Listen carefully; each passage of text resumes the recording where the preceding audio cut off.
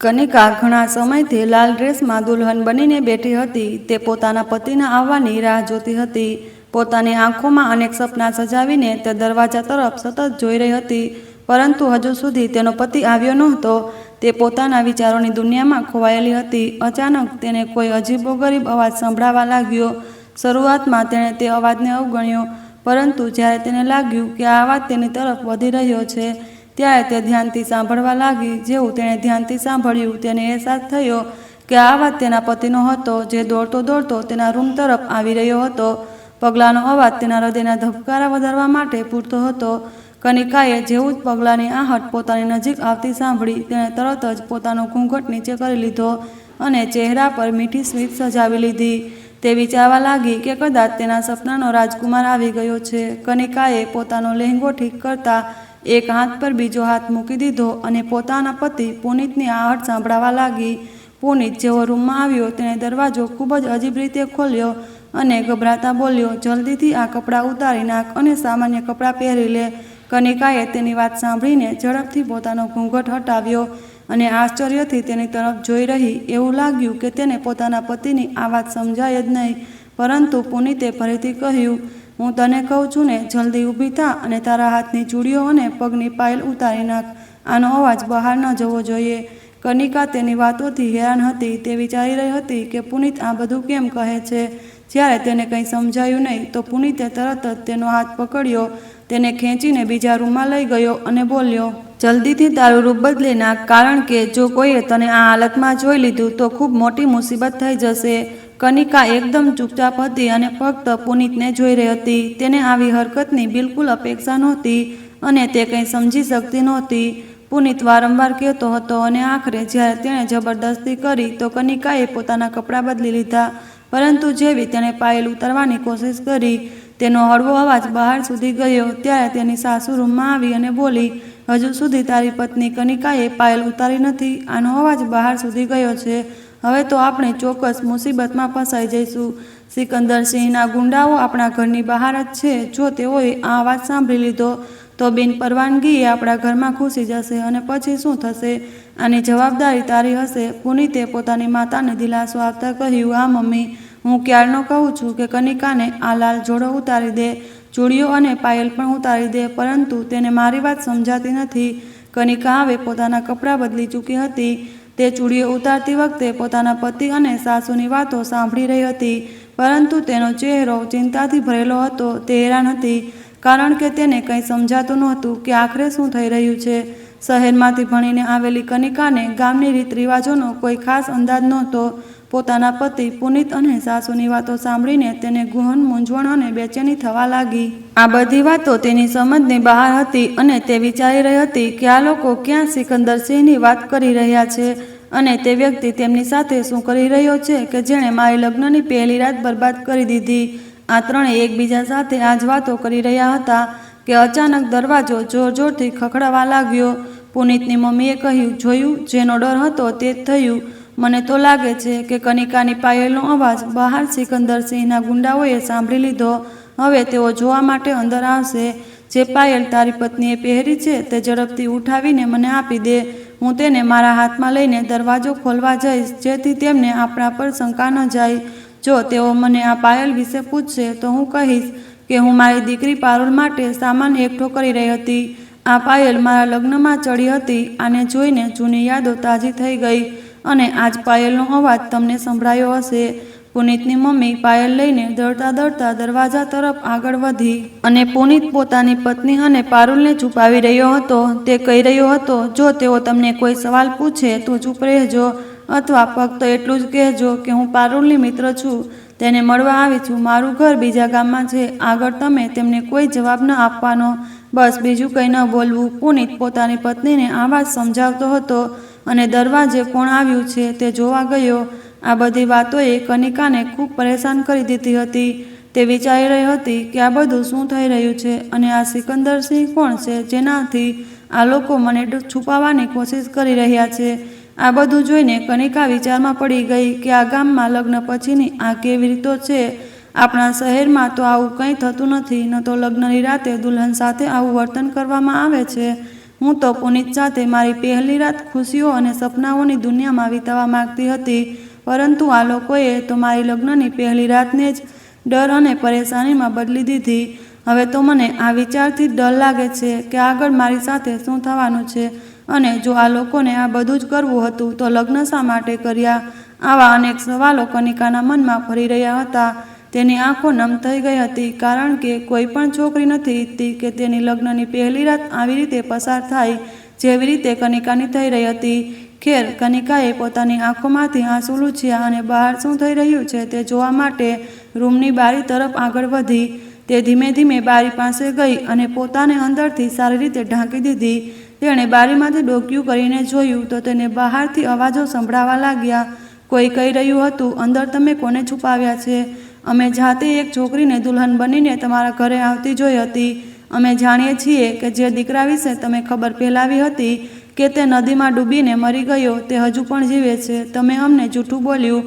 અમને ખબર નહોતી કે તમે તેને ક્યાં લઈ ગયા હતા, અને હવે તે પાછો આવ્યો અને તમારા ઘરમાં દુલ્હન છે. તમે જાણો કે આ ગામની રીત શું છે, તેથી સારું થશે કે દુલ્હનને ચૂપચાપ અમારા હવાલે કરી દો. કાલે સવારે અમે તેને પાછી આપી દઈશું. પરેશાન થવાની કોઈ જરૂર નથી. જો સિકંદરસિંહને ખબર પડી ગઈ કે તમે તમારી વહુને અમારાથી છુપાવી છે, તો પછી તમે જાણો જ છો કે તે શું કરી શકે. જ્યારે કનિકાએ સિકંદરસિંહના ગુંડાઓની આ વાતો સાંભળી તો તેના પગ નીચેથી જમીન સરકી ગઈ. તે કલ્પના પણ ન કરી શકી કે આ ગામમાં આવી કોઈ ભયાનક રીત પણ હોય, અને ન તો તેના પતિ પુનિતે તેને ક્યારે આ વિશે જણાવ્યું હતું. કનિકાના હૃદયમાં અને મનમાં અનેક સવાલો ઘૂમવા લાગ્યા, અને આ વિચારથી તેમની આંખો ફરી નમ થઈ ગઈ. તેણે ગભરાઈને પોતાનો રૂમ બંધ કરી દીધો અને પોતાને રૂમના ખૂણામાં છુપાવવા લાગી, જેથી કોઈ તેને જોઈ ન શકે, નહીં તો ખૂબ ખરાબ થાય. પરંતુ એટલામાં તેનો દરવાજો ખખડાવા લાગ્યો. શરૂઆતમાં તે ઊભી ન થઈ, પરંતુ જ્યારે પુનિતે અવાજ આપ્યો અને કહ્યું, હું છું કનિકા, દરવાજો ખોલ, તો તે કાંપતી હાલતમાં ધીમે ધીમે દરવાજા તરફ આગળ વધી. જેવો તેણે દરવાજો ખોલ્યો, ગુંડાઓએ કનિકાના પતિ પુનિતના માથા પર બંદૂક મૂકી દીધી અને જબરદસ્તી કહેવા લાગ્યા, તારી પત્નીને અમારા હવાલે કરી દે. કનિકાના હાથમાં કંઈ નહોતું, ફક્ત એક દરવાજો જ તેનો સહારો હતો, અને હવે તે સહારો પણ તેને પોતાના હાથે ગુમાવી દીધો હતો. દરવાજો ખુલતા જ ગુંડાઓએ કનિકાનો હાથ પકડ્યો અને તેને ખરાબ રીતે ઘસડતા પુનિતના ઘરમાંથી લઈ જવા લાગ્યા. કનિકા ચીસો પાડતી રહી, બૂમો પાડતી રહી, કહેતી હતી, આ બધું શું થઈ રહ્યું છે? મને છોડો. તમે લોકો કોણ છો? પરંતુ મને શા માટે લઈ જાઓ? પરંતુ કોઈએ તેની કોઈ મદદ ન કરી. જ્યારે કનિકાએ જોરથી પુનિતને આંખ મારી અને કહ્યું, પુનિત, જો આજે તે મારી મદદ નહીં કરે તો કદાચ હું ક્યારેય તારી પાસે પાછી નહીં આવું. ત્યારે પુનિતનો પ્રેમ જાગી ઉઠ્યો અને તે દોડીને કનિકાનો હાથ પકડવાની કોશિશ કરવા લાગ્યો. ગુંડાઓએ કહ્યું, જો તે કનિકાનો હાથ નહીં છોડે તો અમે તને અહીં જ મારી નાખશું. પુનિતની આંખોમાં ગહન જુનૂન છવાઈ ગયું. ગુસ્સાથી તેની આંખો લાલ થઈ ગઈ હતી. તેણે જબરદસ્તીથી કનિકાનો હાથ પોતાની તરફ ખેંચવાની કોશિશ કરી અને તેને બચાવવા આગળ વધ્યો. ત્યારે એક ગુંડાએ કનિકાના પતિ પુનિતની છાતી પર ગોળી મારી દીધી. જોરદાર અવાજ ગુંજ્યો. કનિકાનો હાથ પુનિતના હાથમાંથી છૂટી ગયો અને તે નીચે પડી ગયો. પુનિતનું લોહી વહેવા લાગ્યું અને કનિકાની ચીસ આખા ગામમાં ગુંજી ઉઠી. ગામના લોકો ઘરોમાંથી બહાર નીકળીને પુનિતના ઘરની આસપાસ એકઠા થઈ ગયા. બધાને ખબર પડી ગઈ હતી કે પુનિત શહેરમાંથી એક છોકરી સાથે લગ્ન કરીને આવ્યો, અને હવે સિકંદરસિંહને આની ખબર પડી ગઈ છે. બધા એ પણ જાણી ગયા હતા કે સિકંદરસિંહના ગુંડાઓએ પુનિતને ગોળી મારી દીધી, અને હવે તેઓ શહેરમાંથી આવેલી છોકરી એટલે કે તેની પત્નીને પોતાની સાથે લઈ જશે. કનિકા ડરથી ખૂબ કાંપી રહી હતી. જ્યારે તેણે પોતાની આંખો સામે પોતાના પતિને ગુંડાઓના હાથે ગોળીથી મરતો જોયો તો તે પળ માટે અત્યંત પીડાદાયક હતી. પુનિતની માતા એક ખૂણામાં ઊભી હતી. એને એવું લાગતું હતું જાણે કોઈએ તેમના શરીરમાંથી આત્મા ખેંચી લીધો હોય. તેઓ એકદમ ઉજળી ગયા હતા. તેમની આંખો એક જ જગ્યાએ ટકી હતી અને શરીર લાકડાની જેમ નિર્જીવ થઈ ગયું હતું. આ ઘરમાં હાહાકાર મચી ગયો હતો. પુનિતની બહેન પારુલ, જે પોતાના રૂમમાં સૂતી હતી, ચીસોના અવાજ સાંભળીને બહાર આવી. તેણે પોતાના ભાઈને લોહીથી લથબથ જમીન પર પડેલો જોયો અને તે પણ ત્યાં જ બેહોશ થઈ ગઈ. ત્યારબાદ કોઈને ખબર ન પડી કે આગળ શું થયું. ગામના લોકો બધું જોઈ રહ્યા હતા, પરંતુ કોઈને હિંમત નહોતી કે આગળ વધીને સચ્ચાઈનો સાથ આપીને તેમની મદદ કરે. ગુંડાઓએ કનિકાને ઘસડતા ઘરમાંથી બહાર લઈ ગયા. કનિકાને લાગી રહ્યું હતું જાણે તેને કોઈ મોટો ગુનો કર્યો હોય. ગામના બધા લોકો તેને જોઈને સહમી ગયા હતા. બધાની આંખોમાં આંસુ હતા, નમી હતી, પરંતુ કોઈ આગળ ન આવ્યું. બધા જાણતા હતા કે જો કોઈ કનિકાની મદદ કરવાની કોશિશ કરશે તો તેની હાલત પણ પુનિત જેવી થશે, કારણ કે સિકંદરસિંહના ગુંડાઓ દરેક અવાજ ઉઠાવનારા માણસને મટાડી દેતા હતા. તેઓએ અગાઉ પણ અનેક લોકોના અવાજ સાથે તેમની જાન લઈ લીધી હતી. કનિકાએ બધાની સામે જબરદસ્તી લઈ જવામાં આવી રહી હતી. તે ચીસો પાડતી રહી, બૂમો પાડતી રહી અને કહેતી રહી, તમે બધા કેવા લોકો છો જે અન્યાય જોઈને પણ એકદમ ચૂપ છો? તમારો હક માટે અવાજ ઉઠાવવો જોઈએ. મને બચાવો, મારા પતિના આખરી શ્વાસ ચાલી રહ્યા છે. હું તમે બધાની દયાની ભીખ માગું છું. ઉપરવાળો મારી હાલત પર દયા કરે, મારી મદદ કરો, મને બચાવો. કનિકા આવી જ રીતે દયા માંગતી રહી, પરંતુ કોઈએ તેની મદદ માટે આગળ પગલું ન ભર્યું. જે લોકો કનિકાને સતત જોઈ રહ્યા હતા અને એકબીજા સાથે વાતો કરી રહ્યા હતા, તેમણે તેની કોઈ મદદ ન કરી. ગુંડાઓ કનિકાને જબરદસ્તી સિકંદરસિંહના ઘર સુધી લઈ ગયા અને તેના રૂમના બંધ કરી દીધી. સિકંદરસિંહ એવો માણસ હતો જેનું નામ સાંભળતા જ ગામનો દરેક વ્યક્તિ ડરથી સહેમી જતો હતો. જો કોઈ તેની વાત ન માને તો તે જાણતો હતો કે મૃત્યુ સિવાય તેની પાસે કોઈ રસ્તો નથી. પરંતુ કનિકાને આ વિશે કંઈ જ ખબર નહોતી. તે ગામની રીત રિવાજો જાણતી નહોતી. તે તો ફક્ત પુનિતના પ્રેમમાં શહેરથી અહીં સુધી આવી હતી. પુનિતનો પ્રેમ જ તેને આ ગામ સુધી લઈ આવ્યો હતો.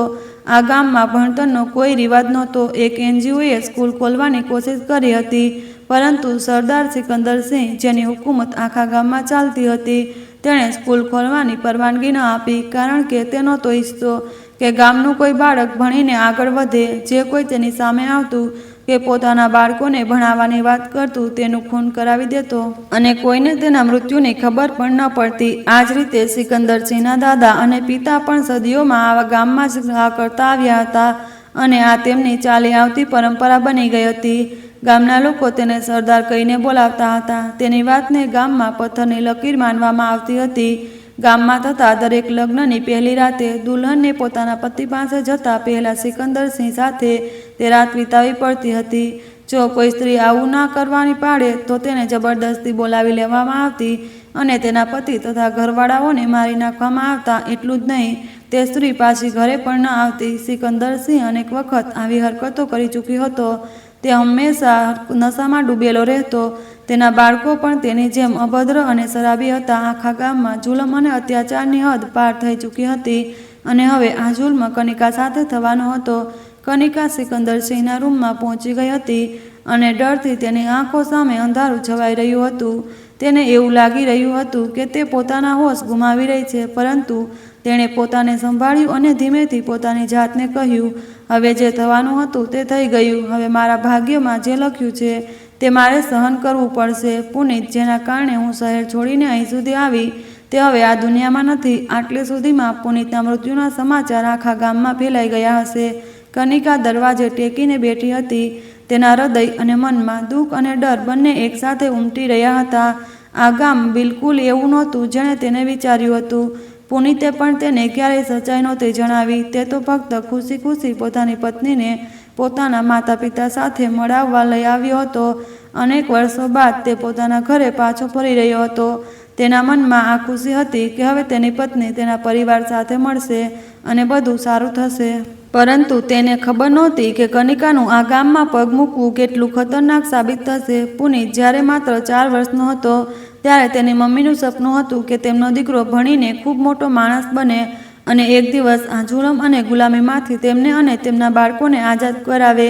તેઓ ઈચ્છતા હતા કે તેમનો દીકરો તેમને લઈને કોઈ બીજી જગ્યાએ વસી જાય, પરંતુ આ ગામનો સરદાર સિકંદરસિંહ કોઈને આ હક આપતો નહોતો. પુનિતના માતા પિતા સરકારના નોકર હતા. જ્યારે તેમણે માથું નમાવીને સરદાર સામે પુનિતના ભણતર માટે પરવાનગી માગી અને પોતાની પાઘડી તેના પગમાં મૂકી, તો સરદારે ગુસ્સામાં તેની પાઘડી હવામાં ઉછાળી દીધી. તેને નિર્દયતાથી માર્યો અને કહ્યું, તારો દીકરો કોણ છે ભણવાવાળો? શું આકાશમાંથી ઉતર્યો છે? જો તું ઈચ્છે કે તારી સ્ત્રી અને તારો દીકરો જીવતા રહે તો તેમને ગામમાં જ રાખ અને આવી હરકતોની વાત ફરી ક્યારેય તારી જીભ પર ન લાવીશ, નહીં તો તારો દીકરો જીવતો નહીં બચે. સિકંદરસિંહના આ શબ્દો સાંભળીને પુનિતના પિતા તૂટી ગયા. તેઓ હાર અને ઉદાસી પોતાના હૃદયમાં લઈને ઘરે પાછા ફર્યા અને પોતાની પત્નીને બધી વાત જણાવી. ત્યારબાદ તેઓ ચૂપચાપ આ ગામમાં જુલ્મોને વચ્ચે જીવવા લાગ્યા. પુનિતના મમ્મી ખૂબ પરેશાન રહેતા. તેઓ ખાવાનું ન ખાતા અને હંમેશા ઉપરવાળા પાસે મદદ માગતા. એક રાતે તેમને એક એવો વિચાર આવ્યો જે પુનિતનું ભાગ્ય બદલવાવાળો હતો. તે જ વિચારની પાછળ પુનિતની સફળતા છુપાયેલી હતી. તે વિચારના કારણે પુનિતની મમ્મીએ તે બધું કરી બતાવ્યું જે તેઓ ઈચ્છતા હતા. વાસ્તવમાં પુનિતની મમ્મીએ પુનિતને 4 વર્ષની ઉંમરે તરવું શીખવી દીધું હતું. 12 વર્ષની ઉંમર સુધી આવતા આવતા પુનિત ખૂબ સારો તરવૈયો બની ગયો હતો. તે જે પાણીમાં જતો સરળતાથી પાછો આવી જતો. ડૂબવાનો કોઈ ખતરો નહોતો. પુનિત એટલો સારો તરવૈયો બની ગયો હતો કે તે આખો દિવસ પાણીમાં રહી શકતો હતો. એક દિવસ જ્યારે ગામના લોકો કોઈ રસ્મ માટે નદીના કિનારે એકઠા થયા તો પુનિતની મમ્મીએ તેને અગાઉથી જ સમજાવી દીધું હતું કે તેમણે કહ્યું હતું, બેટા તું પાણીમાં ડૂબવાનું નાટક કરજે, પછી ચૂપચાપ તરીને કોઈ શહેર ચાલ્યો જાજે. ત્યાં મહેનત કરીને ભણજે, કારણ કે હું તને ભણેલો લખેલો માણસ બનતો જોવા માંગુ છું. તે રાતે પુનિતની મમ્મીએ પોતાના દીકરાને બધું જણાવી દીધું હતું. સવાર થતાં જ જ્યારે આખું ગામ નદી કિનારે રસ્મ નિભાવવા ગયું તો પુનિતે બધાની સામે ડૂબવાની એક્ટિંગ કરી. બધાને લાગ્યું કે તે ડૂબી ગયો. કોઈને ખબર નહોતી કે પુનિત નદી પાર કરીને શહેર તરફ જઈ ચૂક્યો હતો. તે અનેક વર્ષો શહેરમાં રહ્યો. રાત્રે હોટેલમાં કામ કરતો અને સવારે ભણવા જતો. પોતાના બધા ખર્ચા જાતે ઉપાડતો.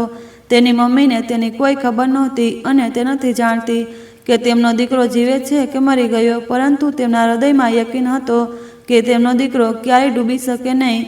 તેમણે પોતાના દીકરા પાસે વચન લીધું હતું કે જ્યારે તે સફળ માણસ બને અને નોકરી મળી જશે તો તે ગામ પાછો આવશે અને પોતાના માતા પિતા સાથે મળશે.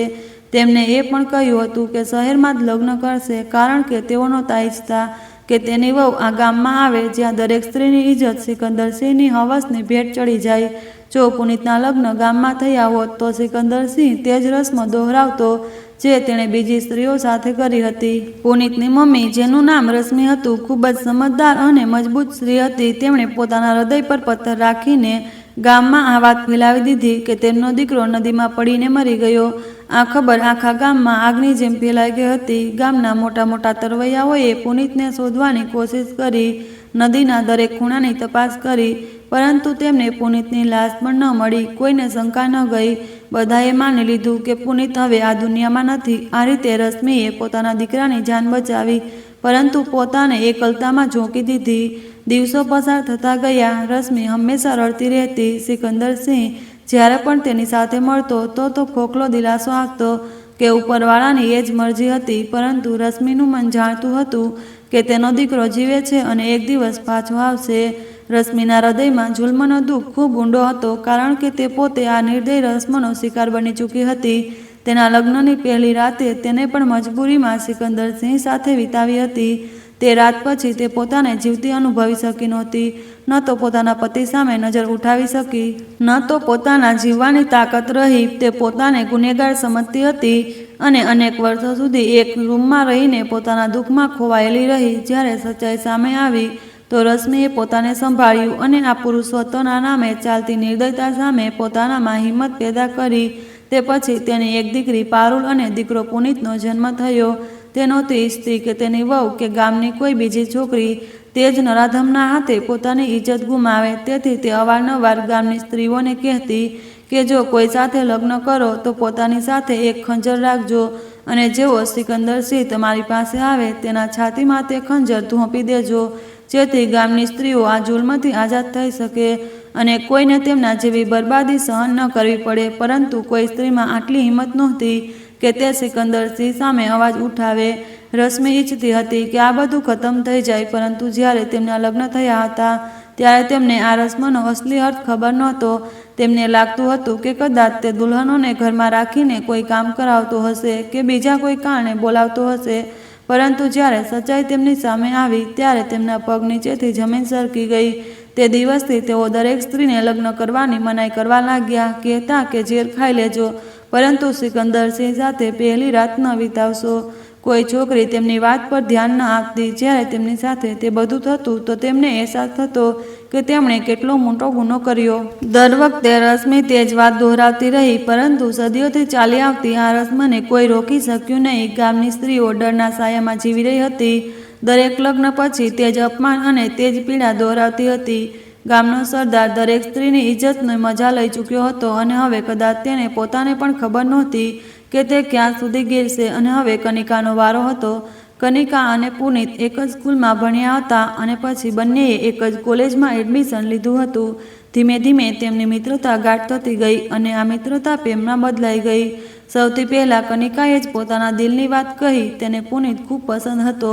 પુનિત દેખાવમાં ખૂબ સુંદર હતો. તેની સુંદરતાની ચર્ચા આખા કોલેજમાં હતી.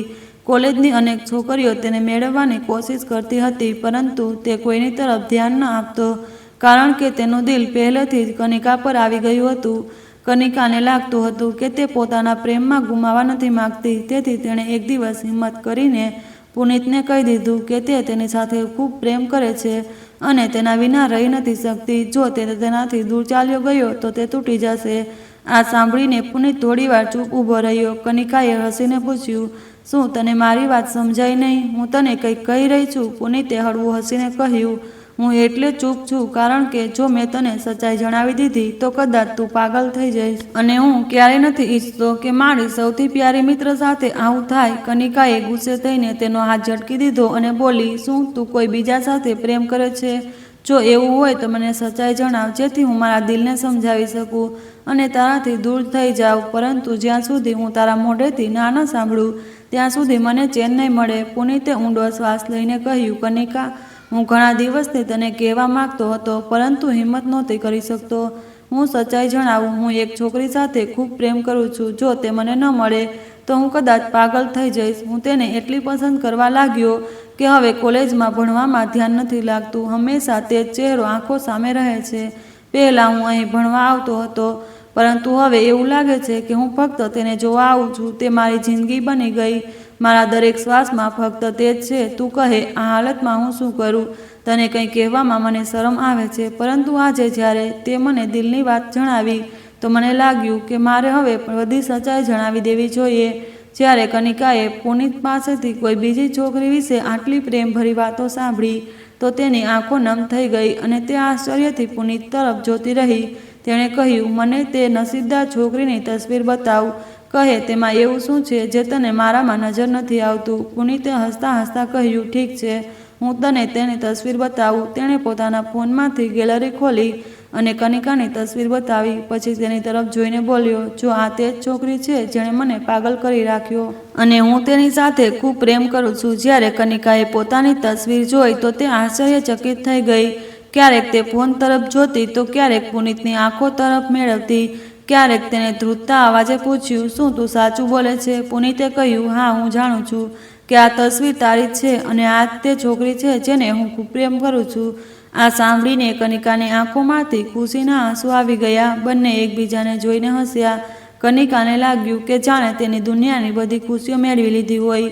તેને અનુભવ થયો કે પુનિતની હાજરીએ તેનું જીવન પૂર્ણ કરી દીધું અને તેની બધી ઈચ્છાઓ પૂરી થવાની છે. પરંતુ તે સમયે કનિકા સાથે ખૂબ મોટો ખેલ રમ્યો. પુનિતનો તે ચહેરો જે તેને સૌથી મોટી ખુશી હતો, તે આગળ જતાં તેની સૌથી મોટી પીડા બની ગયો. એવી પરિસ્થિતિ બની કે કનિકા જન્મ અને મરણનો પસ્તાવ કરવા લાગી. તે વિચારતી કે કાશ તેણે પુનિત સાથે લગ્ન ન કર્યા હોત, અથવા લગ્ન કરીને તેને ગામમાં ન આવવા દીધો હોત. જો તે પુનિત સાથે શહેરમાં રહેતી તો આ બધું ક્યારેય ન થયું હોત અને તે પોતાના સાસરિયાને શહેરમાં બોલાવીને ખુશીથી જીવન જીવતી. પરંતુ હવે આ બધું માત્ર વિચારો જ રહી ગયું. કનિકાની પરિસ્થિતિ તેના હાથથી બહાર નીકળી ગઈ હતી. ગામની ક્રૂર રીત રિવાજોએ તેને સંપૂર્ણપણે તોડી નાખી હતી. કનિકા પોતાના રૂમમાં બેસીને આ બધું વિચારી રહી હતી. ત્યાં જ તેને કોઈના પગલાંનો અવાજ સંભળાયો. એવું લાગ્યું કે કોઈ તેની તરફ આવી રહ્યું છે. તેણે ઝડપથી દરવાજો અંદરથી બંધ કરી દીધો અને દિવાલનો આધાર લઈને ઊભી રહી. આ અવાજ બીજા કોઈનો નહીં પરંતુ સરદાર સિકંદરસિંહની પત્નીનો હતો, જે ગામની અને કનિકાને બચાવવાના ઈરાદે આવી હતી. કનિકાને હવે કોઈ પર ભરોસો રહ્યો ન હતો. તેને લાગતું કે આ ગામના બધા લોકો એકબીજા જેવા જૂઠા જ છે. પરંતુ સરદારની પત્ની પ્રિયંશીએ તેની સામે હાથ જોડીને કહ્યું, હું તને બચાવવા આવી છું. હું નથી ઈચ્છતી કે તું પણ તે મુસીબતમાં ફસાય જેમાં બાકીની સ્ત્રીઓ ફસાય છે. મેં સાંભળ્યું કે તું શહેરથી આવી, તેથી હું તારી ઇજ્જત પર ડાઘ નહીં લાગવા દઉં. કનિકા તેની હમદર્દીભરી વાતો સાંભળીને ભરોસો ન કરી શકી. ત્યારે પ્રિયાંશીએ ભગવાનના સોગંદ ખાધા અને કહ્યું, મારા પિતાના સોગંદ, હું તને દગો નહીં દઉં. તે પહેલાં કે સરદાર અહીં આવે તું ઝડપથી બહાર આવી જા. હું તને ક્યાંય છુપાવી દઈશ અને આનો આરોપ ઘરના એક નોકર પર મૂકી દઈશ. મારી પાસે બીજો કોઈ રસ્તો નથી. કનિકાએ થોડી પળો વિચાર્યું અને પછી દરવાજો ખોલ્યો. પ્રિયાંશીએ તેનો હાથ પકડ્યો અને શાંતિથી તેને પોતાના રૂમમાં લઈ ગઈ. થોડી જ વારમાં આખા ઘરમાં હલ્લો થઈ ગયો કે છોકરી ગાયબ થઈ ગઈ છે. બધા રૂમની તપાસ કરવા લાગી ગયા, પરંતુ કનિકા ક્યાંય ન મળી. હવે વારો આવ્યો પ્રિયાંશીના રૂમનો, જેને ગામમાં કોઈ પણ પરવાનગી વગર પાર નહોતું કરતું. સિકંદરસિંહના ગુંડાઓ તેના રૂમની બહાર ઊભા રહીને કહેવા લાગ્યા, અમને પરવાનગી આપો, અમે તમારા રૂમની તપાસ કરવા માગીએ છીએ. આ સાંભળીને પ્રિયાંશી ગુસ્સાથી ધ્રુજવા લાગી. તેણે તે ગુંડાને જોરદાર થપ્પડ મારી. તેને પુનિતને માર્યો હતો. પછી તે બોલી, તમને શરમ આવવી જોઈએ. તમે મારા પર આરોપ લગાવો છો. અહીંથી નીકળી જાઓ અને તમારા સરદારને કહો કે હું મારા રૂમની તપાસ નહીં થવા દઉં. શું તમને ક્યારેય યાદ છે કે મેં કોઈને મારા રૂમમાં આવવા દીધું હોય કે આજે હું એક છોકરીને મારા રૂમમાં છુપાવું? ચાલો અહીંથી નીકળો, નહીંતર મારાથી ખરાબ કોઈ નહીં હોય. જેવા ગુંડાઓ પ્રિયાંશીના રૂમથી હટીને સરદાર તરફ ગયા, તેમ પ્રિયાંશીએ ઝડપથી એક તીક્ષ્ણ ઘરવાળું ખંજર ઉપાડ્યું અને કનિકાને આપતા કહ્યું, હવે સમય આવી ગયો છે આ જુલ્મનો અંત કરવાનો. આ તે જ ખંજર છે જેની ધાર પર જેલ લગાવેલું છે. બસ આને તેના શરીરમાં કોઈ ભાગમાં મારી દે અને 2-3 મિનિટમાં તે તડપી તડપીને મરી જશે. હું ઈચ્છું છું કે આ ગામની એ સ્ત્રીઓને આઝાદી મળે જેઓ વર્ષોથી તેની દરિંદગીનો શિકાર બની ચૂકી છે. આખા ઘરની તપાસ થઈ ચૂકી હતી. હવે નવેસરથી પ્રિયાંશીના રૂમનો વારો હતો. તેમને ખાતરી થઈ જશે કે તું અહીં જ છે અને તે તને ખેંચીને પોતાના રૂમમાં લઈ જશે. તેથી મારી આ વાત ધ્યાનથી સાંભળ. ડરવું નહીં. આ ત્યગ દરેક સ્ત્રીને નથી મળતી. તું શહેરથી આવી છે, ભણેલી ગણેલી છે. તારામાં હિંમત અને સમજણ બંને છે. જો તું ઈચ્છે તો તારા જેવી સેંકડો સ્ત્રીઓને આ માણસની હવસથી બચાવી શકે. હું તારી સામે હાથ જોડું છું, કારણ કે હવે હું બીજા કોઈ દીકરાની આ સાંભળી શકતી નથી. પ્રિયાંશીની આંખોમાં આંસુ છલકાવા લાગ્યા, પરંતુ તેણે પોતાને સંભાળી લીધી અને કહ્યું, આ સરદાર મારો પતિ છે, પરંતુ હું નથી ઈચ્છતી કે લોકો અમને બદદુઆ આપે. હવે સમય આવી ગયો છે કે આ માણસનો અંત થાય, જેથી ગામના લોકો આઝાદીનો શ્વાસ લઈ શકે. કનિકાએ પોતાના આંસુ લૂછ્યા અને ખંજર કસીને પકડી લીધું. તેણે કહ્યું, હવે હું નહીં ડરું, કારણ કે મારું તો બધું ખતમ થઈ ગયું છે. હું તો પહેલેથી જ મરી ચૂકી છું. મારી પાસે હવે ફક્ત મારી જાન, અને જો તે પણ ચાલી જાય તો સારું થશે. પરંતુ જો હું જીવી ગઈ તો આ ખંજરને સરદારના હૃદયમાં ખોપી દઈશ અને ત્યારે જ મને સુકૂન મળશે. પ્રિયાંશીએ તેના માથા પર હાથ ફેરવતા કહ્યું, જો તું આ કામ કરી દે તો તે પછી સરદારી મારી પાસે હશે. હું બધું સંભાળી લઈશ. તને કોઈ સજા નહીં થાય અને હું જાતે તને શહેર પાછી મોકલી દઈશ, જ્યાં તું તારી મરજીથી જીવન જીવી શકીશ. કનિકા રડવા લાગી. તેણે કહ્યું, મને એવું જીવન નથી જોઈતું જ્યાં પુનિત નથી. હું તો મારા પતિ સાથે જ જીવવા માંગતી હતી. તે જ મારું બધા સપનાઓનું કારણ હતું. બંને સ્ત્રીઓ એકબીજાની પીડા વેચી રહી હતી. ત્યાં જ બહારથી જોરદાર અવાજ આવ્યો. દરવાજો ખુલવાનો. સરદાર સિકંદરસિંહ પોતે પોતાના ગુંડાઓ સાથે ત્યાં પહોંચી ગયો હતો. તે દરવાજો ધડાકા કરતા બૂમો પાડી રહ્યો હતો, દરવાજો ખોલો. પ્રિયાંશીએ ઝડપથી કનિકાના કપડામાં ખંજર છુપાવ્યું અને તરત જ કહ્યું, વોશરૂમમાં જઈને છુપાઈ જા. એક અવાજ ન કરતી. બીજી જ પળે દરવાજો ખોલવામાં આવ્યો. સરદારે અંદર આવતા જ પ્રિયાંશીને પકડીને બહાર ધકેલી દીધી અને પોતાના ગુંડાઓને આદેશ આપ્યો, રૂમની તપાસ કરો. થોડી જ વારમાં તેના એ ગુંડાએ વોશરૂમની પાછળથી કનિકાનો હાથ પકડી લીધો અને તેને ખેંચી બહાર લઈ આવ્યો. કનિકા દર્દ અને ડરથી ચીસો પાડવા લાગી, પરંતુ ધીમે ધીમે તે શાંત થઈ ગઈ. તેની આંખોમાં ફક્ત આંસુ બચ્યા હતા. સરદારે પ્રિયાંશીને અંદર ફેંકી દીધી અને દરવાજો બહારથી બંધ કરી દીધો. પછી કનિકાને જબરદસ્તીથી પોતાના રૂમ તરફ લઈ ગયો.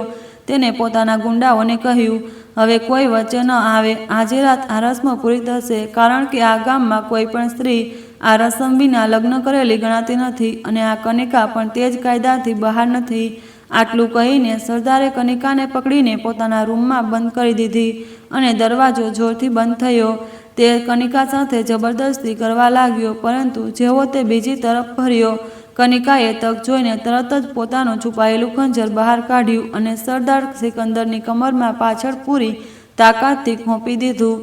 સરદારે જોરથી ચીસ પાડી અને ફરવાની કોશિશ કરી, પરંતુ ખંજર એટલું ઊંડું ઘૂસી ગયું હતું કે તે તેને બહાર ન કાઢી શક્યો. તે તડપતો રહ્યો અને પોતાની પૂરી તાકાતથી કનિકા તરફ આગળ વધ્યો, પરંતુ કનિકાએ નજીકમાં રાખેલું મોટું કાચનું ફૂલદાન ઉપાડ્યું અને તેના માથા પર મારી દીધું. સરદાર જમીન પર પડી ગયો.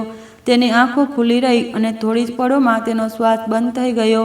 કનિકાએ હિંમત એકઠી કરી દરવાજો ખોલ્યો અને રૂમમાંથી બહાર નીકળી. બહાર સન્નાટો હતો, કોઈ ત્યાં હાજર ન હતું. કનિકાના હાથ ધ્રુજી રહ્યા હતા. તેણે ઝડપથી પોતાનો ચહેરો સરખો કર્યો અને 2 રૂમ આગળ જઈને પ્રિયાંશીના રૂમનો દરવાજો ખખડાવ્યો. અંદર જતાં જ તેણે ધ્રુજતા અવાજે કહ્યું, મેં સરદારને ખતમ કરી દીધો. મેં તેને તેના કરેલાની સજા આપી દીધી. પ્રિયાંશી આ સાંભળીને ઊભી થઈ અને દોડીને કનિકાના ગળે લાગીને બોલી, તે ખૂબ મોટું કામ કર્યું. આજે તારા હાથે આ ગામનો સૌથી મોટો જાલિમ માટીમાં મળી ગયો. ભગવાન તારાથી રાજી થશે. જેણે અમારી જેવી સ્ત્રીઓ સાથે જુલ્મ કર્યો તેનો આજ અંજામ હોવું જોઈએ. હવે આ ગામ આઝાદ છે. આ સાંભળીને કનિકાની આંખોમાં આંસુ વહેવા લાગ્યા અને પ્રિયાંશીએ તેના માથા પર હાથ ફેરવતા કહ્યું, હવે કોઈ પણ સ્ત્રી પોતાની પહેલી રાતના ડરથી ધ્રુજશે નહીં. થોડી જ વારમાં આખા ગામમાં ખબર ફેલાઈ ગઈ. દરેક આ સાંભળીને હેરાન થઈ ગયું કે સરદાર સિકંદરસિંહ માર્યો ગયો. ગામની સ્ત્રીઓ ખુશીથી રડવા લાગી, ભગવાનનો આભાર માનવા લાગી અને કહેવા લાગી કે હવે અમારી દીકરીઓ ડરના સાયામાં નહીં જીવે. જેમના લગ્ન થવાના હતા તેમણે માથું નમાવીને પ્રાર્થના કરી, હે ભગવાન, તારો આભાર, તે અમારા પર દયા કરી, તે અમને ઇજ્જત આપી. થોડીવાર પછી પ્રિયાંશી ગામની નવી સરદાર બની. પરંતુ કનિકા મનમાં હજુ સુકૂન ન હતું. તે પુનિતની શોધમાં દોડી પડી. સવારની રોશની ફેલાઈ ચૂકી હતી. તેને ખબર પડી કે પુનિતને ગામના લોકોએ હોસ્પિટલમાં દાખલ કર્યો હતો. તે ત્યાં પહોંચી તો પુનિતની હાલત નાજુક હતી. તેના શ્વાસ ચાલી રહ્યા હતા. જ્યારે તેને કનિકાને જોઈ તો તેની આંખોમાં ચમક પાછી આવી. કનિકાએ તેનો હાથ પકડીને કહ્યું, પુનિત, હું પાછી આવી ગઈ છું. હવે ડર ખતમ થઈ ગયો. મેં સિકંદરસિંહને ખતમ કરી દીધો. હવે કોઈ સ્ત્રી તે જાલિમની હવસનો શિકાર નહીં બને. મેં આ ગામની સ્ત્રીઓની ઇજ્જત બચાવી લીધી. આ સાંભળતા જ પુનિતની આંખોમાંથી આંસુ નીકળી આવ્યા. તેની ધડકનો ઝડપી થઈ ગઈ. ડોક્ટરોએ કહ્યું, રોગીની તબિયત સુધરવા લાગી છે. ભગવાનનો આભાર. તમે લોકો પાછળ હટો, અમને સારવાર કરવા દો. પ્રિયાંશી પણ ત્યાં પહોંચી ગઈ હતી. તેણે પારુલ અને પુનિતની મમ્મી સાથે મળીને પ્રાર્થના કરી કે ભગવાન પુનિતને જીવન આપે. થોડા દિવસોમાં પુનિત સાજો થઈ ગયો. ગામમાં ખુશીનો માહોલ પાછો આવ્યો. દરેક કનિકાની હિંમત અને સાહસને સલામ કરી રહ્યું હતું. ધીમે ધીમે ગામના બધું બદલાઈ ગયું. પ્રિયાંશીએ સરદારની જગ્યા સંભાળી અને શાળા ખોલવાની પરવાનગી આપી. ગામના બાળકો હવે શિક્ષણની રોશનીથી જોડાવા લાગ્યા અને દરેક ઘરમાં સુકૂનનો માહોલ બનવા લાગ્યો. કનિકા અને પુનિતનો પ્રેમ સાચો સાબિત થયો. બંનેએ એકબીજાને ફરીથી મેળવી લીધા અને તે ગામ જે ક્યારેક ડર અને જુલમનો અડ્ડો હતો તે હવે પ્રેમ અને આઝાદીનું ઉદાહરણ બની ગયું. ગામ તે જ રહ્યું જ્યાં ક્યારેક ડર અને જુલમનો અડ્ડો હતો, પરંતુ તે રાત પછી તેનું રૂપ બદલાવા લાગ્યું. બદલાવ સરળ ન હતો, કારણ કે દરેક બદલાવ સાથે નવી જવાબદારીઓ અને જૂના સવાલો પણ આવે છે. સવાર થતાં જ ખબર ફેલાઈ ગઈ, પરંતુ લોકોના મુખોટાએ પાછળ હવે 2 પ્રકારના અવાજો હતા. એક અવાજમાં રાહત અને સુકૂન હતું કે કોઈએ અમારા બાળકો અને દીકરીઓ માટે હિંમત બતાવી. બીજા અવાજમાં ડર અને શંકા હતી કે હવે કોઈ હિસાબ કિતાબ થશે. પોલીસ આવી, નગર નિગમ લોકો આવ્યા અને કેટલાક ઘરોમાં વાતો થવા લાગી. કાન પકડીને વાતો ન રોકાઈ. પરંતુ સૌથી વધુ અસર કનિકાના દિલ પર પડી. તે બહારથી જેટલી મજબૂત દેખાતી, અંદરથી એટલી જ પરેશાન અને શાંત રહેતી. રાતોની તેની ઊંઘ ગાયબ થઈ ગઈ. દિવસે તે શાળાના વર્ગોમાં બેસીને બાળકોને ભણાવતી અને થોડી હસતી બોલતી. બાળકો તેના ચહેરા પર થોડી રાહત લાવતા. પુનિતે તેની આંખોની વાતો વાંચવાનું શીખી લીધું હતું. તે સવારે ખેતરે જતો, સાંજે પાછો આવીને તેની સાથ આપતો અને મોટા વચનો વગર ફક્ત સાથે બેસીને ચા પીતો. પરંતુ સત્ય એ હતું કે ગામના કેટલાક લોકો હજુ પાછળ જોતા હતા અને કેટલાક પરિવારોમાં વાતો ચાલતી હતી કે કનિકાએ આટલી મોટી વાત કેમ કરી. પોલીસની પૂછપરછ થઈ. કેટલાક પાડોશીઓએ નિવેદન આપ્યા. પ્રિયાંશીએ પંચાયત સંભાળી અને લોકોને કહ્યું કે હવે આપણે કાયદાનો સાથ આપવો પડશે અને સાથે સમાજનો પણ. તેને ગામના વડીલોને કહ્યું કે આ રીત રિવાજો બદલવા પડશે જે સ્ત્રીઓને દબાવે છે. ધીમે ધીમે શાળા દ્વારા બાળકો આગળ આવવા લાગ્યા. પરંતુ દરેક સફળતાની વચ્ચે કનિકા ક્યારેય પોતાનાથી ભાગી ન શકી. તે અવારનવાર તે રાતની દરેક નાની પળને યાદ કરતી અને પોતાની જાતને સવાલ કરતી કે શું કોઈ ખરેખર ન્યાય આટલો ભારે હોઈ શકે કે તેનું આખું જીવન ભોગવવું પડે. કેટલીક રાતો તે રડી રડીને થાકી જતી અને કેટલીક સવારે તે બાળકો માટે નવી વાર્તા બનાવીને તેમની સાથે ઊભી રહેતી. જેને સાંભળીને બાળકો તેની તરફ ભરોસાથી જોતા. તેણે ફક્ત સાંભળવાનું શીખ્યું અને કનિકાને તક આપી કે તે પોતાના ઘા ધીમે ધીમે ભરે.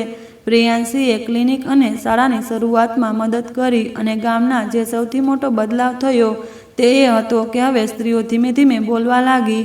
કોઈ ફરિયાદ લઈને આવતું તો તેને ચૂપ ન કરાતું. જે છોકરીઓની વાત પહેલાં દબાઈ જતી હવે તેમને સાંભળવામાં આવતી અને આ નાની નાની પળો મળીને મોટા બદલાવનો રસ્તો બની. આ બધાની વચ્ચે કનિકાએ નક્કી કર્યું કે તેનું દરેક કામ સરદાર બનવાનું નથી, પરંતુ તે પીડા સાથે જોડાયેલી વાર્તા સંભાળવાનું હતું અને તેને આશામાં બદલાવાનું. તેથી તેણે પોતાને રોજ નવા કામમાં લગાડી દીધી અને દરેક વખતે જ્યારે કોઈ સ્ત્રીએ પોતાનું નામ લખવાનું શીખ્યું તો કનિકાના અંદરનો બોજ થોડો હળવો થયો. આ ધીમે ધીમે જીવનની ચાલ બની ગઈ અને તે ગામ જે ક્યારેક રાતોમાં ધ્રુજતું હતું હવે ખુલીને હસવા લાગ્યું. પરંતુ કનિકા જાણતી હતી કે આ જીત સરળ મળી નથી અને ન તો ઝડપથી પૂરી થશે. તેથી તે દરેક દિવસો એક સાદગીથી ઉઠતી અને જીવતી જેથી તે બદલાવ આવ્યો તેને જીવંત રાખી શકાય. દિવસના ઉજાળામાં હવે બધું સામાન્ય દેખાતું હતું. ખેતરો હરિયાળા હતા, બાળકો શાળાએ જતા અને ગામ ફરીથી જીવવા લાગ્યું હતું. પરંતુ આ દેખીતી રીતે સામાન્ય લાગતા માહોલની વચ્ચે પુનિત અને કનિકા વચ્ચે કંઈક એવું ચાલી રહ્યું હતું જે કોઈને દેખાતું નહોતું. એક શાંત સમજણ જે કોઈ સંબંધ કરતાં વધુ કહેતી હતી. કનિકા હવે પહેલાં જેવી રહી નહોતી. તે વધુ વિચારતી અને ઓછું બોલતી. પુનિતને આ વાત સારી પણ લાગતી અને ચિંતા પણ કરાવતી. તે જાણતો હતો કે જે સ્ત્રી આટલી હિંમત બતાવે જ્યારે તે ચૂપ થઈ જાય તો તે શાંતિમાં કંઈક ખૂબ ભારે હોય. એક સાંજે બંને ખેતરેથી પાછા ફરી રહ્યા હતા. રસ્તામાં સરસવના ફૂલોની સુગંધ હવામાં ભળી રહી હતી. કનિકા ધીમે ધીમે ચાલી રહી હતી. તેના વાળમાં હળવી હવા લાગી રહી હતી. પુનિતે જોયું તો ક્યાંક ખોવાયેલી હતી. શું વિચારે છે? તેણે ધીમેથી પૂછ્યું. કનિકાએ કહ્યું, કંઈ નહીં, બસ મન ક્યારેક ગયેલા સમયમાં ચાલ્યું જાય. વિચારું છું કે જો બધું ન થયું હોત તો કદાચ હું જૂની ડરપોક કનિકા હોત. પુનિતે હળવું હસીને તે સાથે કહ્યું, ના કનિકા, તું ત્યારે પણ કંઈક અલગ હતી. બસ સમયે તે બતાવી દીધું જે તું પોતાનામાં ન જોઈ શકી. કનિકા તેની તરફ જોતી રહી. તેણે પહેલીવાર લાગ્યું કે પુરુષ માત્ર તેનો સાથી નથી પરંતુ તે તેનો અરીસો પણ છે જે તેની અસલી ઓળખને જુએ છે. રાત્રે જ્યારે બંને છત પર બેસતા ત્યારે તારાઓથી ભરેલું આકાશ ઉપર ફેલાયેલું હતું. દૂર ખેતરોમાંથી ઢોલકનો અવાજ આવી રહ્યો હતો. પુનિતે અચાનક કહ્યું, તે ક્યારે વિચાર્યું જો તે દિવસે તે બધું ન થયું હોત તો આપણે બંને ક્યાં હોત? કનિકાએ ધીમેથી કહ્યું, કદાચ કોઈ બીજા મોડ પર, કદાચ કોઈ બીજા રસ્તે, પરંતુ ત્યારે કદાચ હું તને આટલું મહેસૂસ ન કરી શકત. પુનિતે તેની તરફ જોયું. તેના ચહેરા પર ચાંદની પડી રહી હતી. મેં તે દિવસે ઘણું બધું ગુમાવ્યું, પરંતુ તને મેળવીને લાગ્યું કે જે મળ્યું તે ગુમાવેલા કરતાં ઘણું મૂલ્યવાન હતું. કનિકાની આંખોમાં નમી આવી. તેણે ધીમેથી કહ્યું, આપણે બંનેએ એકબીજાને ત્યારે મેળવ્યા જ્યારે બધું તૂટી ગયું હતું. કદાચ એટલે જ આપણો સંબંધ કોઈ વચન પર નહીં પરંતુ ભરોસા પર ટકેલો છે. તે પછી બંને ઘણીવાર સુધી કંઈ બોલ્યા નહીં. બસ હવા ચાલતી રહી અને શાંતિમાં તેમના શ્વાસ એક લયમાં ચાલવા લાગ્યા. ધીમે ધીમે તેમની દિનચર્યા એક ઊંડો અપનાપણો ઉતરી આવ્યો. હવે પુનિત સવારે ખેતરે જતો. પહેલાં કનિકા માટે ચા બનાવતો. કનિકા જ્યારે બીમાર થતી તો તે આખો દિવસ ઘરે રહેતો. કનિકા પોતાની જાતને કહેતી, જે સંબંધમાં ડર ન હોય તે જ સાચો સંબંધ હોય છે. એક રાત્રે વરસાદ પડ્યો. હવા તેજ હતી. બહાર વીજળી પણ ચમકી રહી હતી. કનિકા બારી પાસે બેસી હતી અને પુનિત આવીને તેનો હાથ પકડ્યો. ડર લાગે છે? તેણે પૂછ્યું. કનિકાએ માથું હલાવ્યું. હવે નહીં. પહેલાં લાગતો હતો. હવે કેમ નથી લાગતો? કારણ કે હવે લાગે છે કે ગમે તેટલું વાવાઝોડું આવે તું મારી પાસે છે. પુનિત તેના કપાળને ચૂમ્યું અને ફક્ત એટલું જ કહ્યું, હવે કોઈ તું નથી, બસ આપણે છીએ. તે રાતે પહેલીવાર કનિકાએ પોતાના હૃદયમાંથી તે બધી પીડા બહાર કાઢી જે વર્ષોથી અંદર દબાયેલી હતી. તે ઘણીવાર રડી વિના કંઈ બોલીએ અને પુનિતે તેને ફક્ત થામી રાખી. કોઈ સવાલ કર્યા વગર. તે રાતે તેમની વચ્ચેનું અંતર ઓગળી ગયું. એક પળમાં બંનેએ એકબીજાને ફરીથી મેળવી લીધા. ન વચનો હતા, ન કસમો, બસ એક લાગણી કે હવે જે છે તે સાચું છે. ધીમે ધીમે સમય સાથે કનિકાના અંદર ફરીથી જીવન પાછું આવવા લાગ્યું. તે હવે માત્ર જીવતી નહોતી પરંતુ મહેસૂસ કરતી હતી. દરેક સવારની રોશની, દરેક સાંજની ઠંડક, દરેક વરસાદનું ટીપું અને પુનિત દરેક દિવસે થોડો વધુ શાંત થતો જતો હતો. જાણે તેને હવે કનિકા સિવાય બીજું કંઈ જોઈતું જ ન હોય. ક્યારેક ખેતરમાં બંને સાથે કામ કરતા, ક્યારેક સાંજે બિનજરૂરી ફરવા નીકળી જતા. કોઈ ઝાડ નીચે બેસીને બંને વાતો કરતા, જીવનની, નસીબની અને તે સપનાઓની જે હવે ધીમે ધીમે સાચા થઈ રહ્યા હતા. એક વખત પુનિતે કહ્યું, ક્યારેક લાગે છે કે આપણી વાર્તા કોઈએ એટલી જ લખી હતી જેથી લોકો જાણે કે પીડા પછી પણ જીવન ખતમ નથી થતું. કનિકાએ હસીને કહ્યું, ના પુનિત, આપણી વાર્તા એટલે લખાય કે જેથી લોકો સમજે કે સાચો પ્રેમ ત્યારે શરૂ થાય જ્યારે બધું ખતમ થઈ જાય. તે રાતે હવામાં હળવી ઠંડક હતી અને આકાશને ચાંદની ફેલાઈ રહી હતી. પુનિત અને કનિકા ખેતરની કોરે ઝાડ નીચે બેઠા હતા. બંનેની આંખો ફક્ત એકબીજામાં ડૂબેલી હતી. તે શાંતિમાં ફક્ત તેમના દિલની ધડકનો અને હવાની હળવી સરસરાટ હતી. પુનિતે ધીમેથી કનિકાનો હાથ પોતાના હાથમાં લીધો અને કહ્યું, તારામાં હાથમાં હાથ નાખતા જ લાગે કે જાણે આખી દુનિયા થંભી જાય. કનિકાએ હસીને કહ્યું, અને મને લાગે છે જ્યારે તું મારી પાસે હોય ત્યારે ડર અને પીડા બધું પાછળ હટી જાય. બસ હવે ફક્ત તું અને હું રહીએ છીએ. પુનિતે તેનો હાથ કસીને પકડ્યો અને ધીમે ધીમે તેની નજીક ઝૂકીને તેની આંખોમાં જોયું. તેની આંખોમાં એટલો પ્રેમ હતો કે કનિકાનું દિલ જાણે છલકાઈ ગયું. ક્યારેક લાગે છે કે આપણે એટલા નજીક છીએ કે શબ્દો પણ ઓછા પડી જાય. પુનિતે તેના કાનમાં ધીમેથી કહ્યું. કનિકાએ માથું હલાવ્યું અને કહ્યું, હા, અને મને પણ એ જ લાગે છે કે બોલ્યા વિના પણ આપણે બધું સમજી જઈએ છીએ. પુનિતે તેના વાળને પોતાની આંગળીઓથી પાછળ કર્યા અને તેનો ચહેરો પોતાની નજીક ખેંચ્યો. ત્યારે તે ધીમેથી કહી રહ્યો હતો, તું બસ મારી છે અને ફક્ત હું તારો. બાકી દુનિયા ગમે તેવી હોય, મને ફરક નથી પડતો. કનિકાના શ્વાસ થોડા ઝડપી થયા અને તેને તેના ગળામાં માથું ટેકવી દીધું. બંને બસ ત્યાં બેઠા રહ્યા, સમયની ચિંતા ભૂલીને એકબીજાની ધડકનોમાં ખોવાયેલા. થોડીવાર પછી પુનિતે કહ્યું, તારા વિના આ બધા રંગો ઝાંખા લાગે.